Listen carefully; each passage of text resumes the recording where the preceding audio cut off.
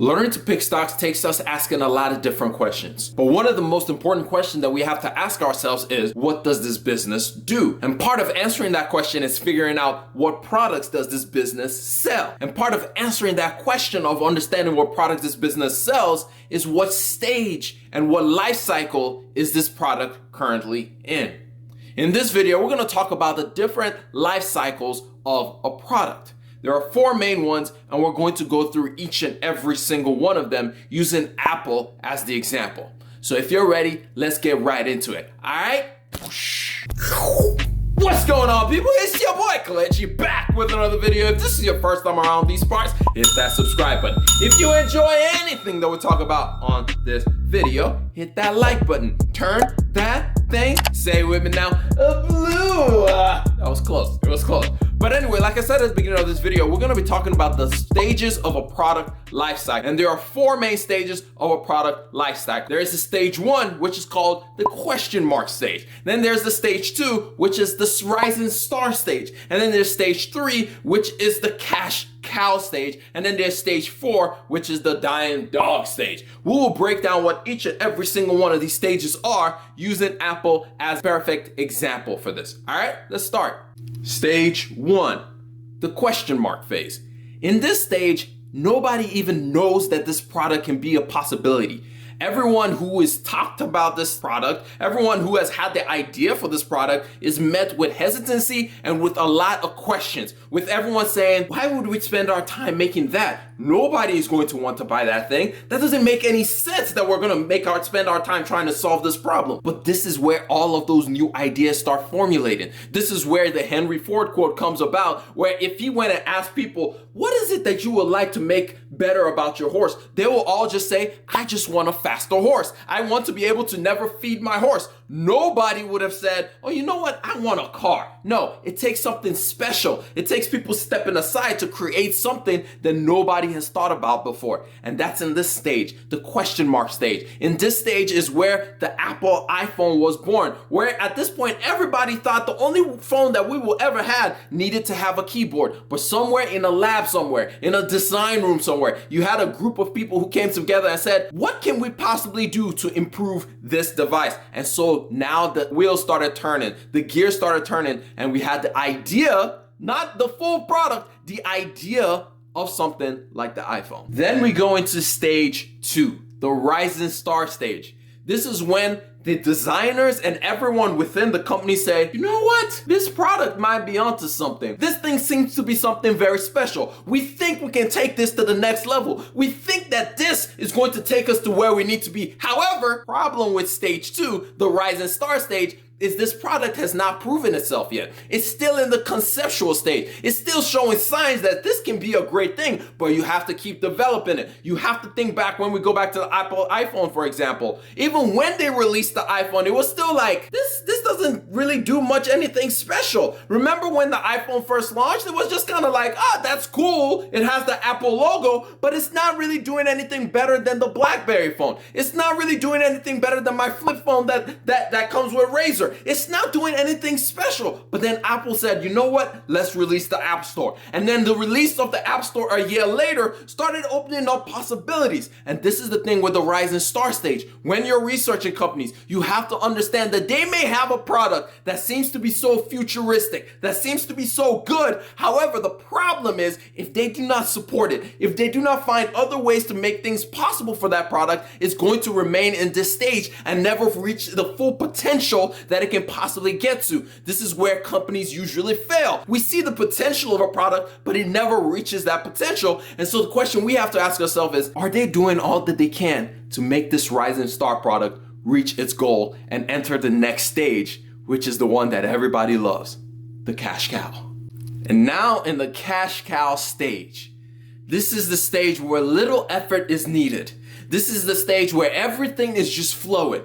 This is the stage where the company doesn't have to do too much to keep printing money. This is the stage where everything just keeps on coming in. People see the potential of your device and people are buying it not just because of the potential of the device, but it actually meets that potential of the device. This is the stage that we're in right now with the Apple iPhone, where everywhere you go, everybody has a smartphone. According to a newer survey, 90% of teenagers, their next phone is going to be an Apple device. Why? it has entered the stage where it can just print the money, where it doesn't have to do so much to make that money, where they've developed the App Store to the degree where people can build entire careers off of developing apps for the App Store. So this is the ultimate stage. This is the stage that every single company wants to get to, the cash cow. It requires very little capital for this product to keep bringing more and more and more and more dollars. However, there is a problem in this stage. When a company and when a product gets to this stage, comfort creeps in. And when comfort enters the picture,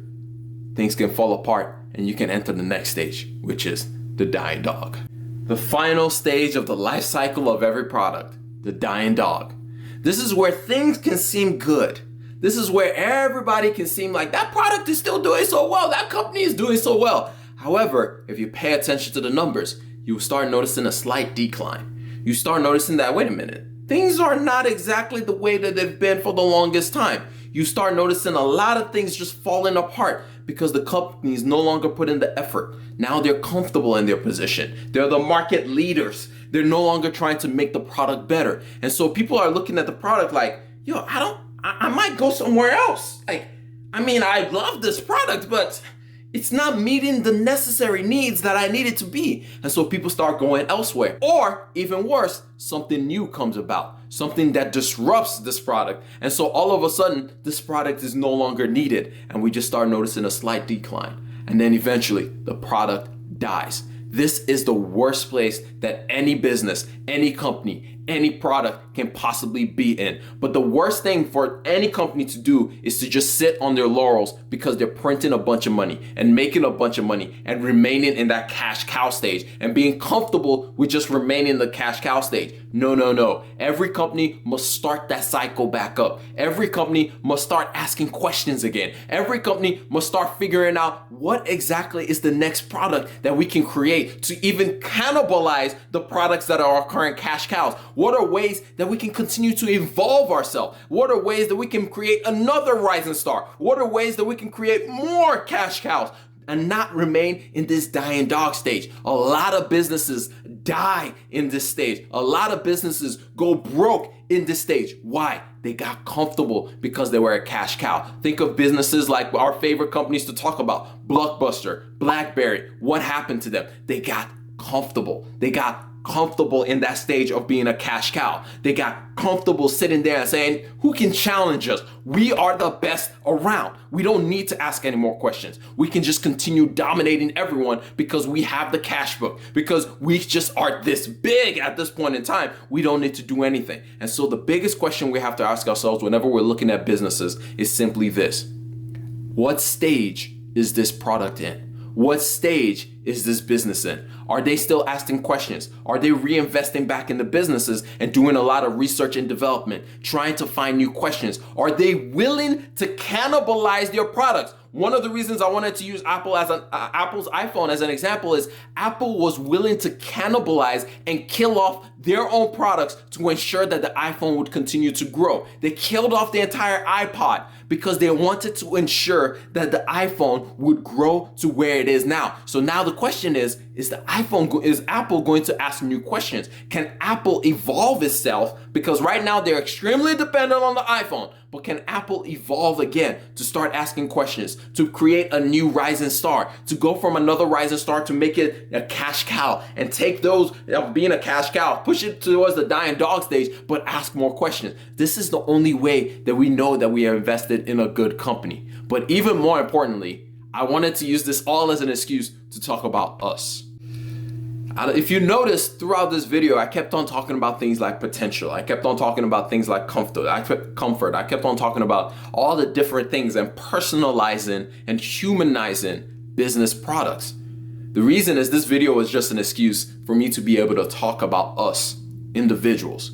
The question is, have we gotten to a place where we are dying dogs? Have we gotten to a place where we are so comfortable where we are?